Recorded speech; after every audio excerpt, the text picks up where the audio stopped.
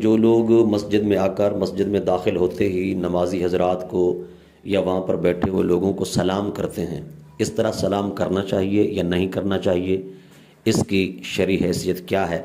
تو جی بھائی دیکھیے، ہر جگہ سلام نہیں کرنا چاہیے، سلام کرنے کی بھی جگہیں ہیں۔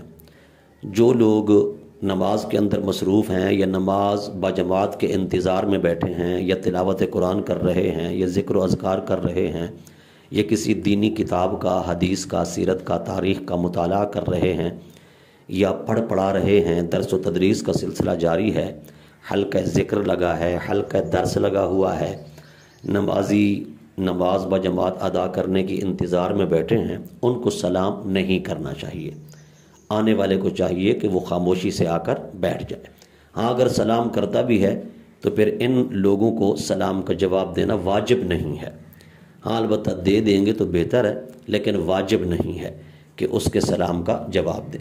اسی طرح جو شخص پیشاب پخانہ کے اندر مصروف ہے اسے بھی سلام نہیں کرنا چاہیے، جو واش روم میں ہے، باتھ روم میں ہے، اپنی حاجت پوری کر رہا ہے، اسے بھی سلام نہیں کرنا چاہیے۔ اگر کوئی کرتا ہے تو اسے سلام کا جواب دینا واجب نہیں ہے۔ لہذا ایسی جگہیں ہیں جن میں سلام نہیں کیا جاتا۔ مسجد میں آنے والے کو چاہیے سلام نہ کرے بلکہ خاموشی سے بیٹھ جائے۔